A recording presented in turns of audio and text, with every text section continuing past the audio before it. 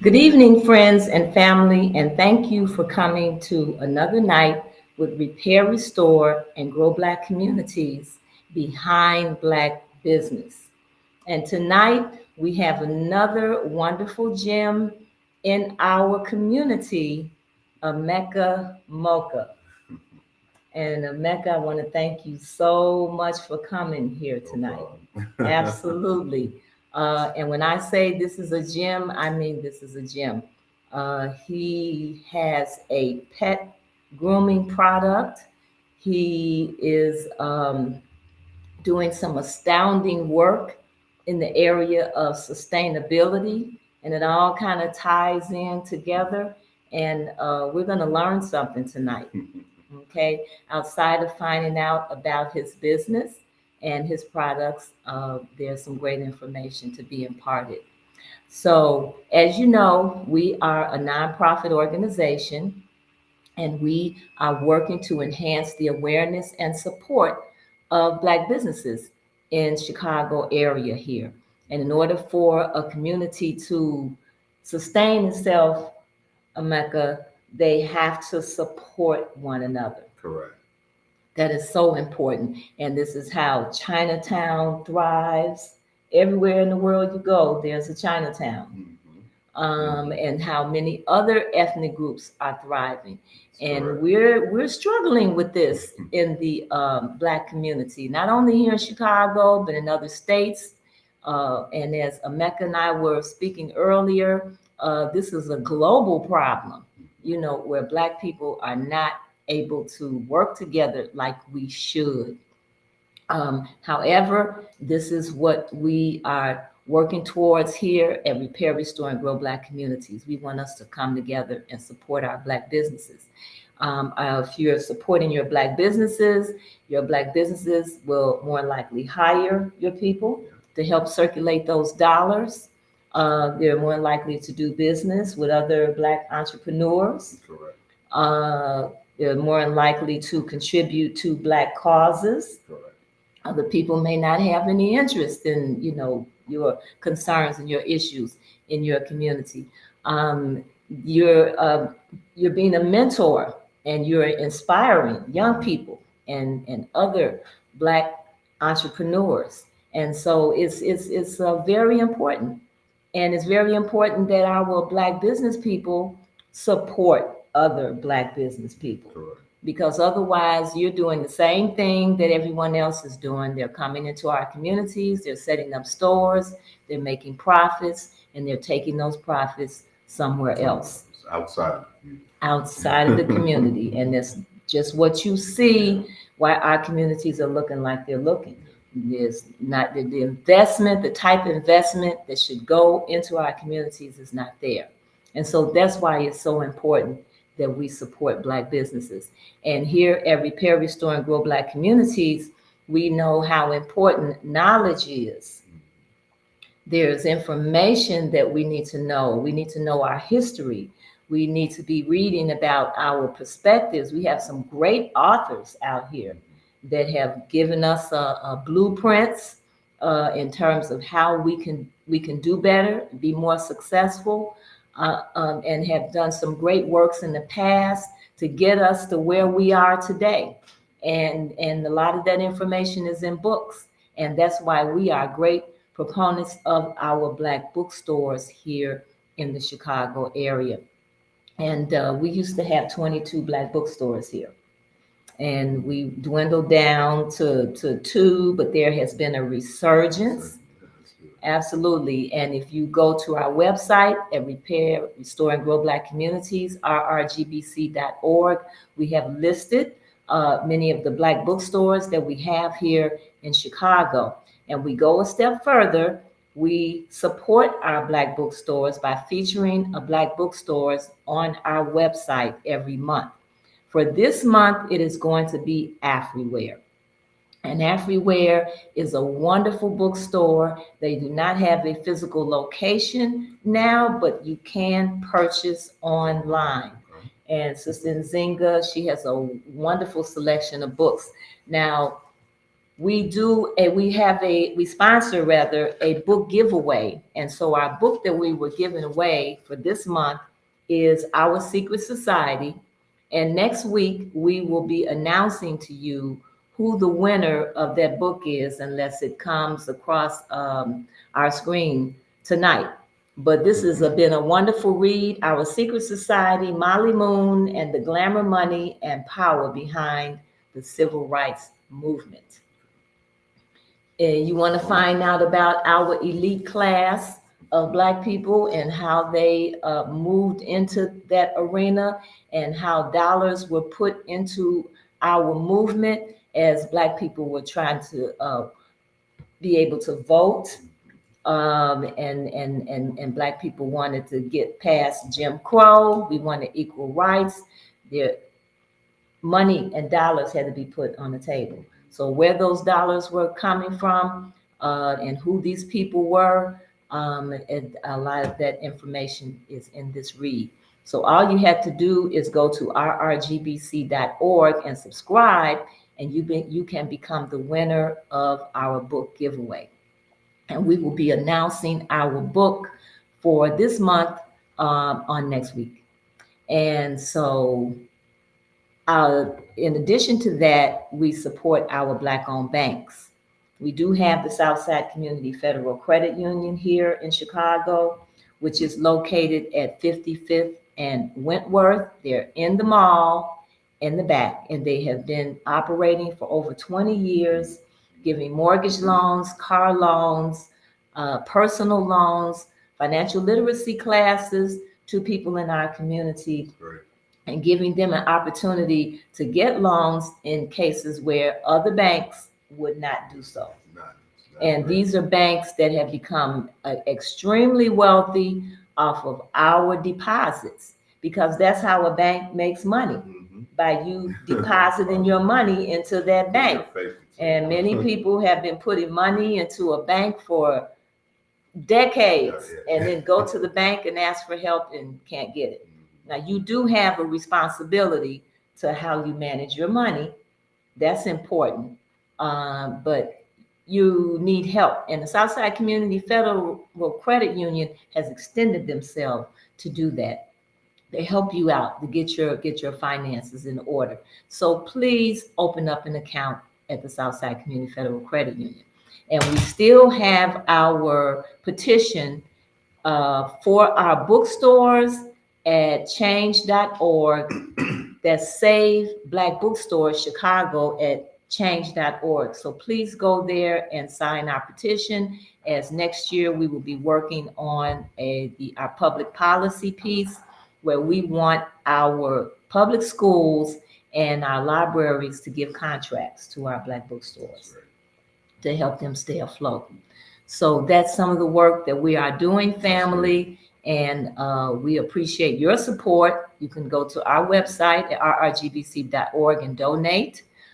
You can also go to our website where we have an online store, and you can make purchases there that will help us to fund the work that we're doing.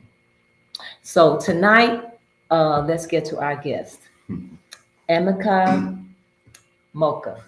Emeka Moka. Let me get this right. Emeka Moka. Yeah, his name has a flow. And he has a pet grooming products. Correct. The name of his company is Nkita.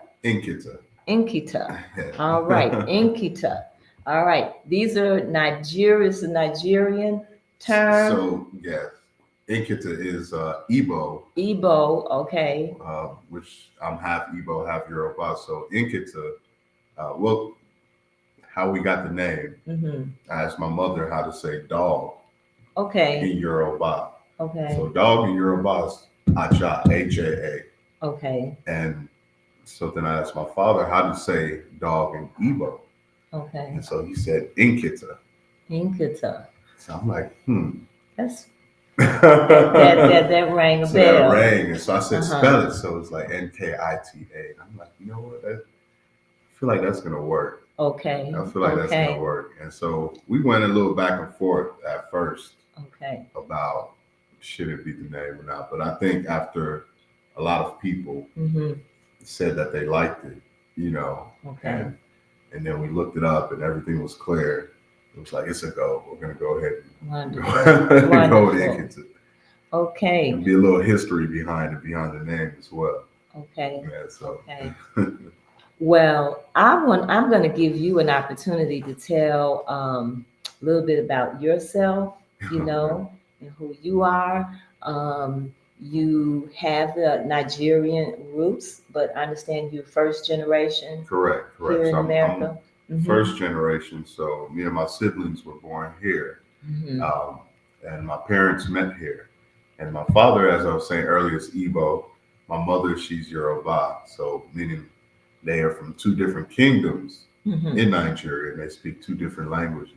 Okay. So having sort of the trifecta here in Chicago, being born and raised up north, you have the American culture, and then you have two separate cultures sort of in Nigeria all coming together, so that was interesting for us growing up, learning, I guess, tricultural values, because you'll have different foods, different dialects, different languages, different sort of tradition, and you're learning to sort of respect all of them, and make them your own as well. Okay. So, I'm sure certain different perspectives about life, and. Correct. Just, I mean, it's one reference point. Okay. But just, when you put different people in the same room that have different degrees, and you ask them one question, and then everybody's going to put their spin on that answer. Okay. So the answer may be the same, but everybody's going to put, their biasm or their disposition, they're going to posture themselves to answer that question in accordance to, their experience. Okay. So I guess that's how it was shaped, growing up here. Okay. As they say, it's more than your parents that raise you, as a child growing up in the city. Okay. But that's in this environment, in the American environment, I want to say. Okay. Because you have school, your neighborhood, environment, so many things. It could be said globally, but in the U.S., it can be very broad. Versus if you're somewhere else and that culture is sort of the culture or mass. Okay. So have you always inspired to be an entrepreneur or start your own business? Was that something you always taught at home? I would say, I guess you were taught to just excel. Okay. And then it's up to you, to adhere to that. And so being like a business owner, I don't even consider myself a business owner right now. Okay. I just feel that my mission more or less is to help heal and to help bring sort of a collective identity and unification to the people I have to be responsible for. So, but creating, as I would say, more than business, is what I enjoy. And see, that's what many people that I have interviewed have said. The focus is on the service or the benefit of what they're doing, what they're able to bring, and as opposed to the money, put the money part in the front. Yes. It's like, and it's hard for some people to understand that, or to grasp that concept. It's inverted for some people. For some people, the money or all that stuff is a byproduct of the intent. For some people, the intent, like the good things that, the benefits that your product or your service was able to do for people is the byproduct. You may have wanted money first. That may have been the first incentive, so, but I can't really tell anybody what order, they should go in or what circumstance. But for me, I feel like the joy, and maybe because I'm a Cancer. Okay. They say we get joy off of doing for people and like just helping people. Okay. So I feel like that sort of personifies me to some extent. That's beautiful. Yeah. That's beautiful. Well, I would like for you to tell us about your product. You're working with, you develop a pet product, and this pet industry is huge. Yes. Not just here in the United States, but globally. I was looking up some information, and I read that the pet industry here, 2023, is poised at $320 billion. And they're expecting it to go up to 600 billion by 2030. Yeah, it's an increase, especially when C19 happened, COVID-19. You had a lot of people getting like emotional support animals, adopting, because of due to the isolation. So you had a drastic spike. It was already elevated, but you had a drastic spike in the adoption and the purchasing of pets, whether they be cats, dogs, rabbits, ferrets, everything. So that's something, the effect that animals have on people, but people love their pets. People love their pets. Absolutely. More than their children. In the U.S. especially. Wow. So you've created 3 wonderful products here: a shampoo, a conditioner, and a deodorizer. So why don't you tell us about that? I will. 4. So, but the 4th is something we added on. It's a. I'll talk about it later. But I'll go to these 3, which come in this box. Okay. Right here. This is our bundle box, and so we were able to package 3 products in here. So you start off. We like to say a no rinse foam shampoo and conditioner, because there's no rinse foam shampoo. One of the unique things about this line is that it doesn't require water. So for people who have larger animals, who can't necessarily bathe their animals, maybe their animals are a little bit stubborn or have anxiety and it's hard to give them a bath. Cats don't like water, so it's hard or almost next to impossible to give them a bath. People who have time issues, money issues, maybe they can't go to the groomer, they can't afford going to a groomer twice a month. This is why we came up with this line, to sort of meet those challenges for different people. So this foam shampoo, I tell people consider it like a hand sanitizer, body sanitizer with extra moisturizing agents. I'm gonna give you some as well. You may be a better hand model than myself. So we just simply rub it. And this is how you would rub it on your pet, your cat, your dog, your rabbit. And you see it doesn't leave you with a residue or an oily, slick feeling. It doesn't flake out. And that's it. You don't have to rinse. It's no rinse. So how does it clean? It's a cleanser. So if you had dirt on your hand, it removes all of the oil, dirt, and unnecessary things. And it keeps what should stay on your hand. So now how does it do that? Because most people are thinking if I'm cleaning or something, I have to rinse. I have to wash out. So there must be some chemical component in it. Like this foam, that lather, it grabs everything. And then once you heat it up like this, everything dissipates in your hand like a hand sanitizer. Okay. Yeah. So that's why I say think about like a hand sanitizer or body sanitizer. Not only does it dissipate and lift, you can see in your hands yourself if it was dirty or oily or I don't feel anything. It should feel clean and it should smell fresh. And what's happening is that we have moringa in here, we've got lavender, we've got coconut, and we've got oatmeal. So we've got some quality ingredients that serve as astrogens, that serve as antimicrobial, antibacterial, hydrating, nourishing. And so you should be able to feel it as it's cleansing and hydrating your Okay. hair. So now you have a chemical background to know about all of these in terms of the ingredients that you're putting in here. Well, I personally don't have a chemical background, but I have a background in formulation. So like my father, who's the other co-owner, he's a chemical engineer.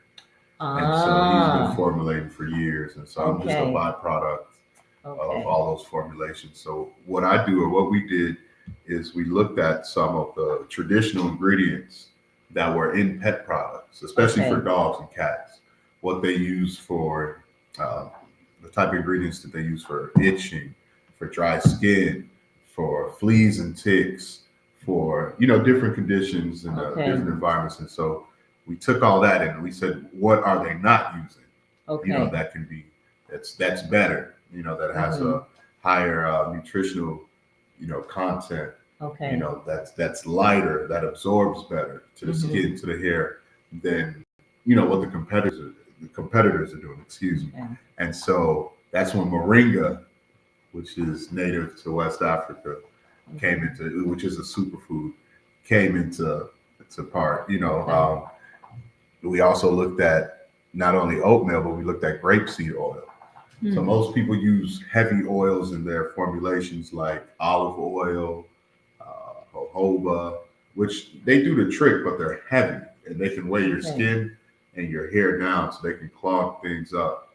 So we use grapeseed oil. Grapeseed oil absorbs faster than most traditional oils, like olive, and it penetrates quicker. So in regards to the pets, a lot of concern is like, hey, if the pets lick the product, will they get sick? Will they start spasming? We made sure we went to vets and groomers.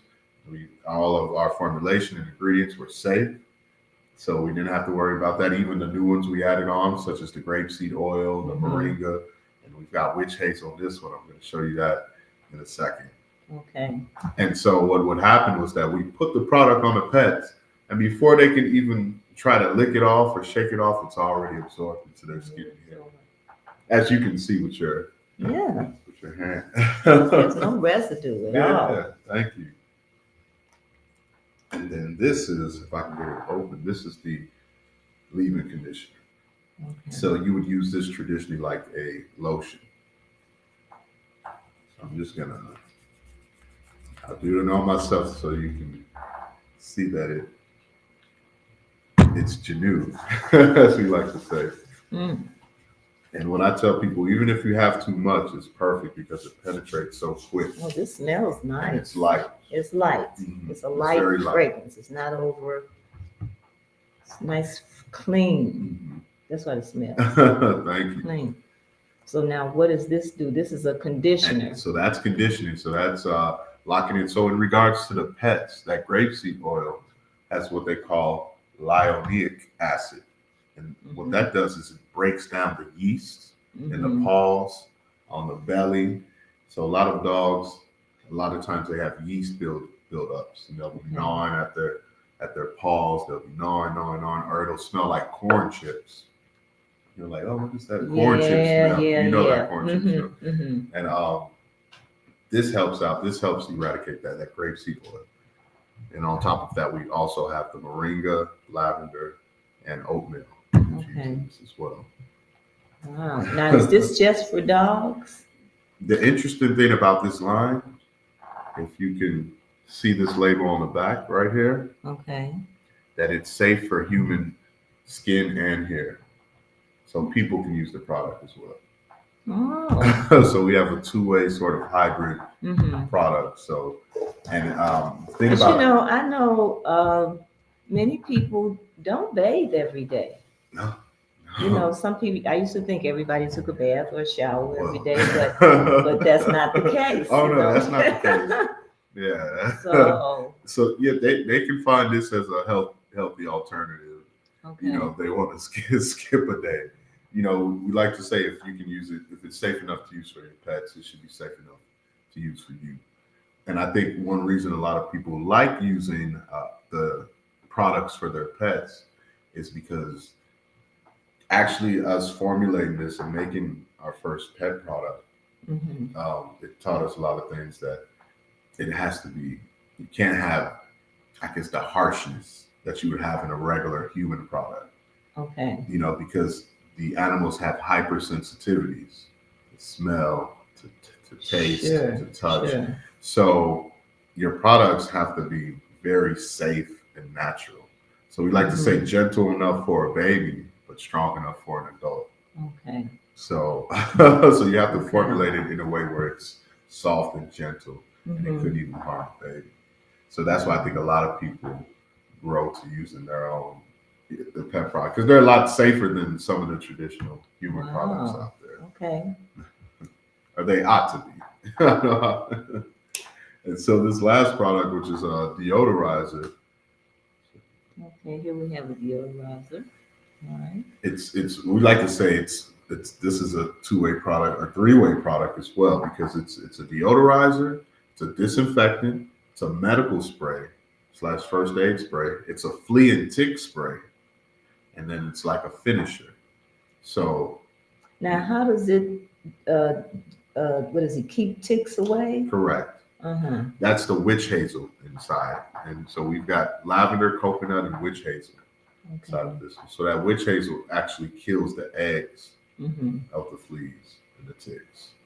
Okay. Yeah, because if ticks get inside, they cause what? Lyme disease or something like that? So we have to be very careful. So with this, we all of the products can be used as daily maintenance items. You know, depending on what the dog situation is or the cat situation is. You can use it every day. As you can see, it's very light, it penetrates quick, and it doesn't build up or get heavy. The deodorizer is perfect because it's actually a proactive and reactive sort of treatment. Say you're taking your dog on a walk and you want to hit behind their ears and on their tail. Those are the two places where fleas and ticks like to sort of, you know, hover up and board up. And then coming in the house, you can spray them on their behind the ears and on the tail. So what that helps and what that ensures is that whatever contact they had outside, whether it was with another dog, another animal, or even with nature, or even rolling around in the grass, whatever they may have picked up would have been neutralized and remedied once you use this deodorizer. Wow. And I'll spray this just so you can. So this is what we call this keeps the odor down. Yeah, this odor is too. The deodorizer, correct? Okay. So it's a clean scent, we like to say.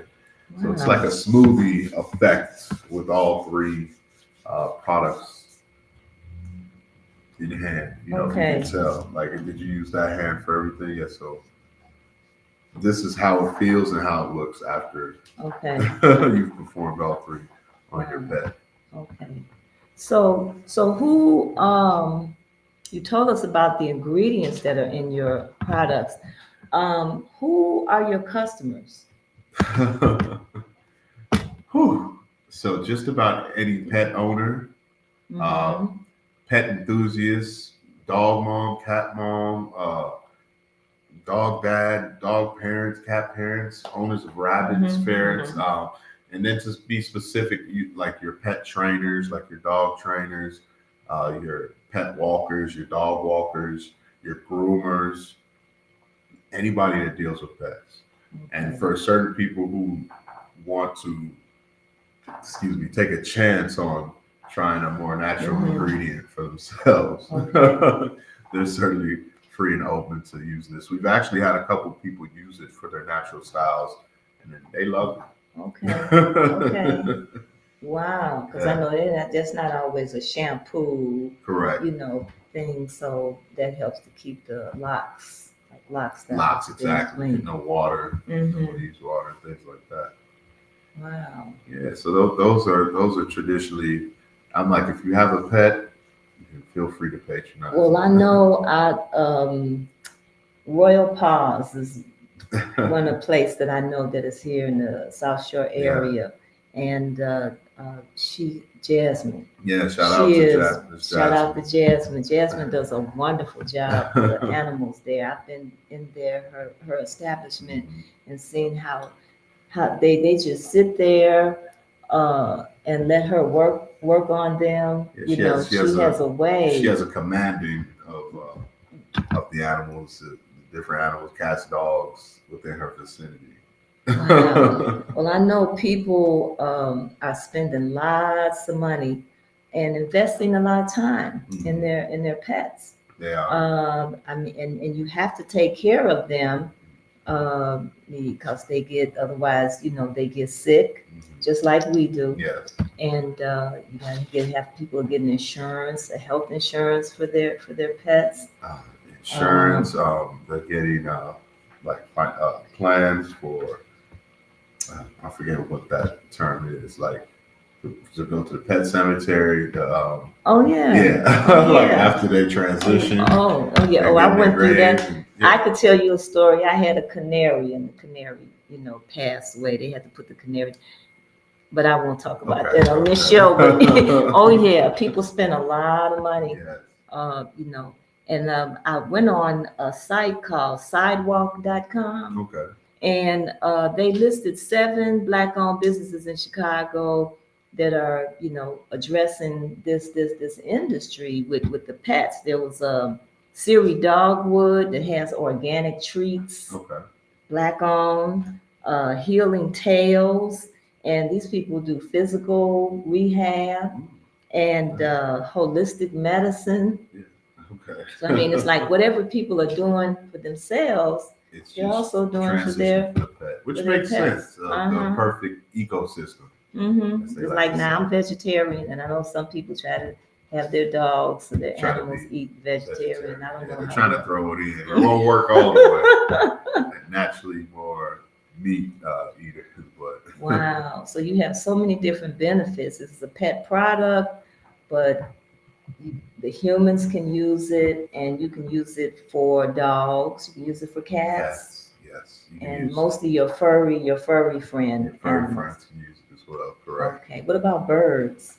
You know what?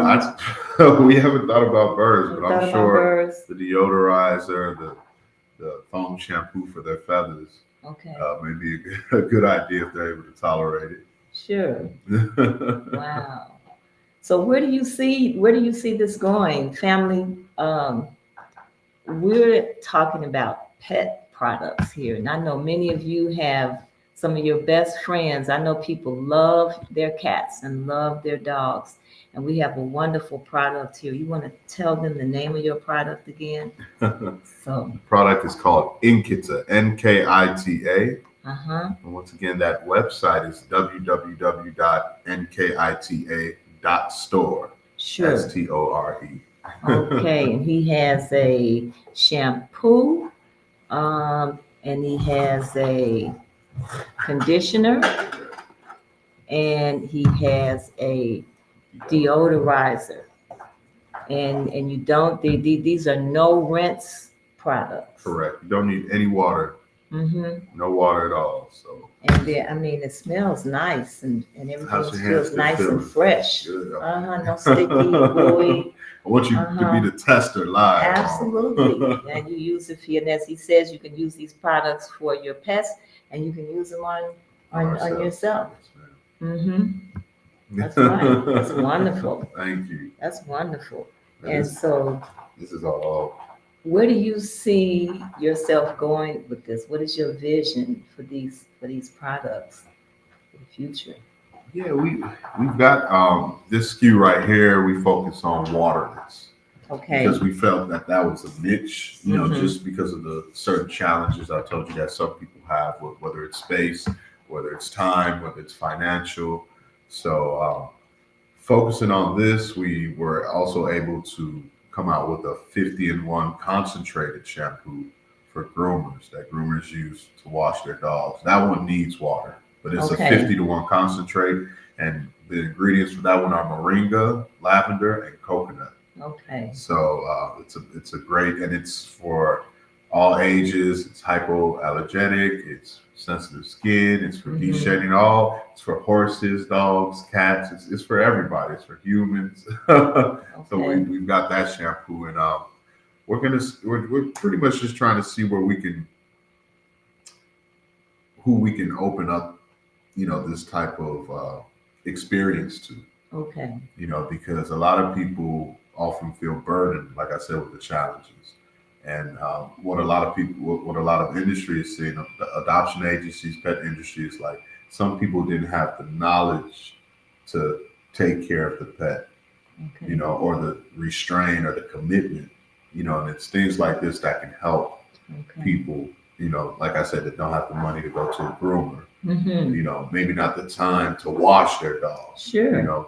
Or maybe they're dealing with an angry or anxious dog or cat, and, don't have the means to do this and that. So we wanted this to be niche in the pet industry to sort of remedy, certain challenges within that industry. So we're excited to see where it's going to go. Okay. I know people always say you guys should add this, you guys should add that, you guys should add this, but sometimes adding things, like they say, your eyes get bigger than your stomach. Sure. Sure. So wow. So we're taking this for what we have right now. We're just going to provide people with as much experience as they can get with our products. And it's going to be a two-way street because we're learning as well. How people. It's interesting how groomers are using the products, how people are using the products, how pet enthusiasts are using the products. Everybody's using. You may have like this leave-in conditioner, and I hear people using it in 5-6 different ways. Wow. So the combinations seem to be endless on top of what we tell people to do, which is shampoo, condition, and then deodorize. Some people do it the opposite way. Some people do it their way. So we're loving it. We're loving the encouragement. We're loving the feedback, and most importantly, the energy, that we're getting, with the product. Wow, that's great. So, if someone wants to purchase it, it's online right now. Yes, you ma'am. have to go and give us the website again. Yes, ma'am. That's at www.nkita.store. Nkita.store. Okay. There we go. Nkita. That's the very good. Very good. Thank you. Thank you. Well, I think these are very nice. I smell, my hand smells nice. It feels nice and fresh and clean. Very good. Okay. Well, I'm wishing you a lot of success with this product. But you are definitely in a good industry. That's for sure. You are definitely in a good industry because people are just spending all kind of money on their dogs. They really care about their dogs and their cats, their animals, their little friends. Yes. And it just makes sense because a little bit goes a long way with this product. As you see, we just had a little bit on us, and the sizes of our bottles. We give almost bonus sizes. Okay. So, I know some people say it might be a bad thing to make bottles that big. It might take people a while to use it, but we want to make sure we're giving everybody, a good bang for their buck. Wonderful. Okay, Nkita. All right, Nkita. Wonderful. Well, we are going to go to our next segment here with you because you're working with these products and you're working with natural products, and I know you're into sustainability. Correct. And this is how I first met you at my local woodlawn urban farming garden where I have a plot. Yeah, shout out to Elder Ray. Absolutely. And so tell us about, so many people are into urban farming now. Yes. And it's more than a notion. But why do you think people should be doing urban farming? Why do you think that's well, I feel like farming is a big part of our culture. It's in us innately, it's in us organically, and it's in us authentically. So when we do it, we're getting a joy out of it. We don't even realize we're getting. Absolutely. We're giving back and we're receiving at the same time. we're giving back to the earth, and then we're receiving what we gave back as sustenance. I don't care, how tired I am. There have been times during the summer, and I'm like, oh, I got to go into the garden. I'm going to have to pull up weeds. Yeah. I'm going to have to water it. It's hot outside. I don't really want to do this. Yeah. But I don't care how much work I do once I get there and I start working that in that ground. It's and therapeutic. It's therapeutic. It is. I feel generated, and I may be physically, somewhat, I don't even want to say I'm tired. Drained, because yes. I'm not tired, but I have been energized, Yes. something that's happened just from working with the land like that. And the energy that you're receiving with the plants, and the trade-off of oxygen, the trade-off of, it's all working, to our benefit, to your benefit. So I can see how natural that is. Yes. And so I'll be honest with you. So I was a little dissuaded by the routine farm work because I grew up in the city. I grew up here in Chicago in an urban environment. I grew up in a condominium building.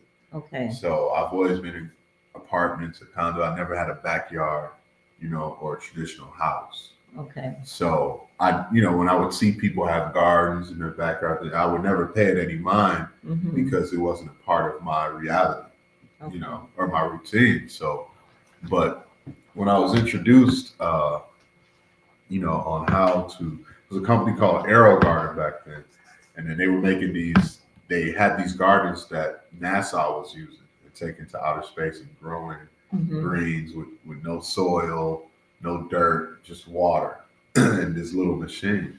And so I'm like, oh man, I need to get one of these. Okay. And so that's where it started for me. So I got one of those machines, and I started thinking I'm going to grow tomatoes, peppers, herbs, this. And the first time I grew tomatoes, I failed. The second time I grew tomato, I grew one tomato. And the third time I grew tomatoes, I grew a whole bunch of tomatoes. So it took even effort, even though the machine was a set it and forget it simple machine, it still took that time and energy to actually grow it the right way. And the tomato is more of maybe an intermediary type of, it's not an expert fruit, but maybe like in the middle. Okay. It's not a novice one, but it's probably in the middle, I would say. And then doing it hydroponically, as I do, it took me 3 times to get it right. But when I did, it's like I understood what it took to grow a tomato hydroponically. Okay, so explain hydroponically. So hydroponic came to me, like I said, using that machine, because basically it's a machine that's about 2 feet, 2 by 2. And so 4 square foot space, you're growing about 6 to 8 vegetables. Okay. And that's everything from cabbage, tomatoes, etc. And you're wondering how can all fit on this small footprint and grow. And it's without soil. And so what happens is that they have a light on top, and you have your water on the bottom, your reservoir. And then you have a small mini pump. So that pump is releasing little speckles of water into the reservoir, and those bubbles are oxygenating the roots. And at the same time, the roots are submerged into the reservoir. So the plants are drinking and they're being oxygenated at the same time. So they have their food, and they have their oxygen, and they have their light on top. And so this system, where is this getting its food from? It's like liquid. So you're literally putting the liquid fertilizer, liquid food into the water. Okay. Now, is this a natural product? Yes. Okay. Yeah. So what is it made of? So just different plant material. Plant material. Yeah, different plant material. Okay. Just almost like a compost tea. Okay. And, if you just take a whole bunch of different trimmings and different plants and just sort of compost it, make a tea out of it, boil that's your liquid plant food. That's your liquid plant food. Okay. And so you're using all that minus the dirt, and the dirt breeds the the nasties, as I call them, the pathogens, the insects, the mold, the fungus, the viruses, the different problems. There's the so weeds, many the weeds, those things that make it challenging. Those are some of the challenges. Yes. I mean, for me, to have to go out there and pull up weeds, and then, like you say, bugs that I didn't want to deal with that would eat up the gate. You get those little holes, those aphids, those everything. It looks like somebody was just shooting your plants up, and I didn't want to deal with any of it. And so this is why I chose to do soilless, which is I call hydroponic, aeroponic, aquaponic. Okay. And I didn't want to use any soil, and then I wanted to grow mostly indoors. Okay. And, so now, because I didn't have a backyard, a traditional backyard, I didn't have some place I can a garden. So it's like I wanted to grow inside, all year round, perpetually. All year round. That's huge. Correct. Because most people think of planting just for the summer and to the end of the fall. And when you're restricted with soil and outdoor elements, you are, depending on what zone you're in. Okay. It's like, hey, I have to start this month, and you have to be over. You have to harvest by that month, and then you've got X amount of months in between where you can't do anything, and you've got to wait. If you mess up that growth that you started in the soil, you have to wait to the next growth season. See, if you mess up a grow indoors, you simply just plug and play and just start a new seed. So now, then indoors, you can grow all year round. You can grow perpetually all year round. What are there plants that you can't grow, like foods that you can't grow? There's things that it really depends on the light indoors. Okay. So obviously, if you think about it like this rule of thumb, the bigger the plant, the more the light.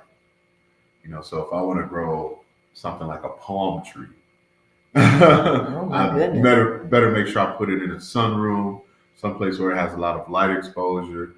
Or I better have LEDs to complement, the size of this plant is going to get. Okay. You see what I mean? So you do have to get special lighting for it. Yeah, LEDs traditionally, and LEDs are a lot better than the old lightings that they used to use with hydroponics, the HPSs, the fluorescents, the high pressure sodiums, the fluorescents that were giving off so many off gases and bad things, and also wasting a lot of electricity. LEDs are like Christmas lights. Okay. So they don't run you anything on your electric bill, and they're even more powerful than the old traditional lights. Okay. And they're warm, like Christmas lights. You can put your hand on them. They're not going to burn the plants. They're not going to do anything like that. They're just going to stay nice and fit in. They can last. Their longevity is about 20, 30 years. So with appropriate lighting, you can grow just about anything. Just about anything. Fruit or vegetables. Plants in your house. Yes. We've also done tubulars like potatoes, sweet potatoes, garlic, ginger, onions, indoors. What about a banana tree? Banana tree you can definitely grow indoors. What? Yeah, banana tree loves most water. People think we can only do that in a tropical a lot of people will limit you based on their limitations and their exposure on growing things. Specifically, I think I told you about a plant called bitterleaf. Okay. So bitterleaf is a plant, obviously in Nigeria, other parts of Africa too. But people told me I would never grow it in the U.S. or especially in Chicago. Okay. So we've got about 5 bitterleaf plants growing in Chicago right now. Indoor, most of them, but they were even thriving outdoor during the fall before we had to bring it in. And so this is something that's not supposed to grow here, according to what everybody's saying, but it's growing perfectly. Wow. So do you help people do this? People want to start growing their foods. If you would like to start growing your foods in your home, yes. Do you assist people with this? So we are in the middle. It's not finalized yet. We're still doing the paperwork, but we're doing an L3C. And so this company is going to be focus on what we're talking about, the sustainability, the growing, building these set it and forget it systems where, you know, you don't have to worry about constantly coming to water. You don't have to worry about bugs. You don't have to worry about this. You literally set it and forget it, and you just watch it grow. And you worry about harvesting. You worry about the fruit or the produce or the vegetable, the herbs, or the byproduct when it's done. And we've got systems that are passive, that are active passive, that are passive active. So some that use electricity, some that don't, some that use minimal electricity, depending on what the customer wants to do, you know, what they want to grow. So say you want to do a whole grow based off of produce, cabbages, tomatoes, peppers, and you didn't want to use any electricity, you know, and you wanted celery, you wanted garlic as well, things like that. So we can totally set that up for an indoor project. Okay. So there's equipment that has to be purchased. Correct. Okay. And then there are the seeds or the seeds? The seeds, correct. If you don't want to get organic seeds or non-GMO seeds, we have places that we go to, sort of like our vendor list, which we make privy to everybody. Or if you have seeds on your own, we're more than happy to grow those as well if you had your own collection. So what's your spin on organic?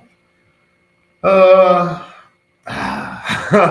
feel like it's just a sticker at times,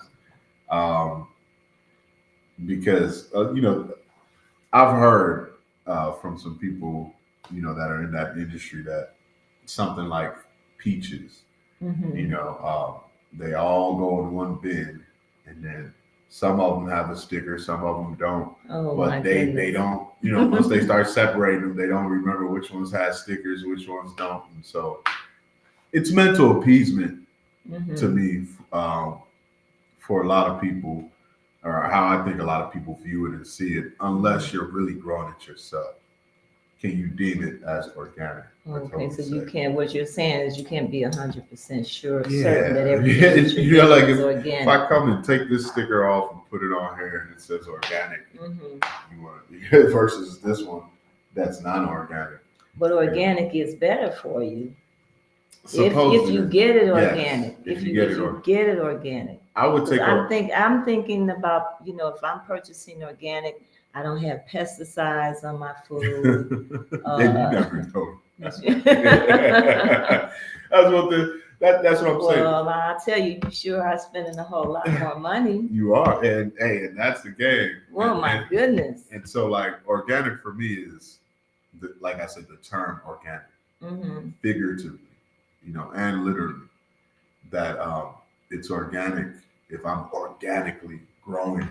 Okay. And seeing it from start to finish. Okay. If I've got an organic sort of process with what I'm growing, rather than somebody just telling me it's organic. It's organic. Because you think about how many hands it's been passed through, how many types of fertilizers, additives, preservatives, you know, the type of weather climate, you know, that it's been introduced to or harbored in. You never know. You never know what's on that fruit or that vegetable or that plant. You know, the only way to know is for you to be in 100% control, or at least have a collective or community of growers where you know this process is 100% legit and genuine.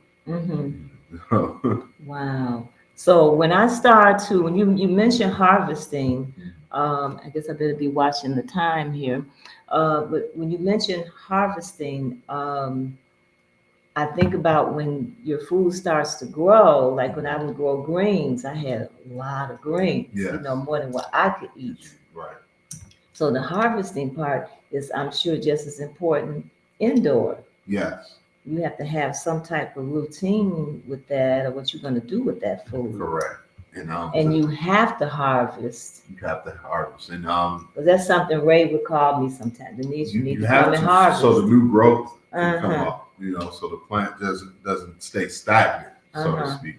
And it's funny. There's an NPO It's called, I think it's called Ample Harvest, I believe. Okay. So what they do is like, say you're growing too many tomatoes, say you're growing too many peanuts, too many peaches, too much cabbage, too many collards. And you've given enough to your family, to yourself, even to church. And then the only thing you're thinking to do is maybe throw them away or let them rot off. This NPO, what they do, they take up and will take that from you. Okay. And I believe you're able to write that off as well. Oh. The value of that. Okay. So all you do is enter your zip code, and they point out a couple places you can donate. They give you the stub, and you just write the value, and it's tax exempt. Yeah. So there's even a remedy for too much food. Wow. Oh, and there's also canning. Yes. It takes your food and start the canning. And canning, yes. So I guess so family, if you're thinking about doing some indoor farming, here's your person. Outdoor as well, but soilless. Soilless. So indoor and outdoor, but soilless. That's what you were telling me about those boxes. Correct. The cracking boxes. The cracky boxes. We've got our soilless sort of raised bed planters that we put our cocoa coir in. Things where you don't have to water as much. Maybe you're watering once a month, twice a month, but not every day, even in extreme heat. Where some people would have to just spend time watering. You'll probably still have to do that maybe once or twice a month. Wow. For most of our systems. So how can people contact you for that? the same way that website is, and that information is being built, but I will provide my email. Okay. If you want to put that up. Sure, you want to. Yeah, tell us what's your email. Okay, that's first name and last name, EMEKA, my first and last name @gmail.com. And that's regarding sustainability, regarding tower gardens, regarding set it and forget it. Set it and forget Set it and forget it. Wow. That makes it a lot easier. That makes it easier because a lot of people want to do it, It gives you more time to be creative and see what else you can grow and what else you can do. When you don't have to worry about, I have to spray this because all these insects and bugs just started attacking my thing. I just got this virus. I just got this type of mold. I just got this whatever, weather happened, this happened, that happened, and I have to start all over again. Set it and forget it is so much simpler because you're reminded when you come back and you just see all the growth. And my advice to people is to think about what you eat, what you really eat. What you really eat. What you really eat, because so often people at the garden, you got that garden that you're working on it, blueberries, and you're still going to the grocery store. Yeah. You're growing everything in the garden. You're growing things just because, I'll just try to grow this. But think about what it is that you want to grow. Yes. And then you can start to grow that. This system of growing in water, this isn't something new. It's not. None of this is new. This isn't something new. None of this is new. We're not reinventing the wheel. We're not doing anything new. We're just being practical. And we're using what we already had, and we're using it in its most practical form. Sure. A lot of people think that you have to really work, or it doesn't. You don't enjoy the fruits of your labor. But this way, it's to literally enjoy the fruits of your labor. And labor can be measured between working hard and working smart. So we just choose the latter. Wow. I promised you earlier that you were going to learn some things today, and we absolutely did. This was very informative, and I think you have a wonderful product. So let's share your product once again, and then your sustainability business once again, and let everybody know how to contact you one more time. Thank you. That's once again, that's Nkita Pet Grooming. We are on Instagram at Nkita Pet, TikTok at Nkita Pet, and Facebook at Nkita Pet. And the website is www.nkitapet.com. Nkita.store. That's Nkita.store. Nkita.store. And once again, if you're interested in any of the gardening or the tower gardens or the sustainability, indoor, outdoor, that's Emeka, Emeka, Moka, Moka, all one word, Emeka, Moka at gmail.com regarding sustainability, regarding tower gardens, regarding set it and forget it. Wow. Family, we have been talking to Emeka Moka. All right. And he's doing some wonderful work here in the Chicago area to help with our pets, to help with sustainability, the urban farming. Great work. Thank you so much. Great work. Great work. Thank you. Absolutely. Thank you for bringing me on this podcast. I'm so honored. Thank you for your time and your patience as well. All right. Well, it's been an honor and a pleasure speaking with you. And so thank you, Ray Glenn. Yes. Yes, Ray Glenn introduced you. So yeah, so another wonderful business that we have here that we need to support. So I want to thank you for coming. Please go to our website, rgbc.org, and you can view this podcast, and all of our podcasts are archived on our website for your viewing. If you want to look at this again or share this with someone else. And also go to Save Black Bookstore Chicago at change.org and sign our petition. And you can also go to our website at rrgbc.org and subscribe and possibly become a winner of our monthly book giveaway. So again, I want to thank you for coming, and definitely want to thank you for coming, family. And let's see, where are we here? Okay, you have a good night.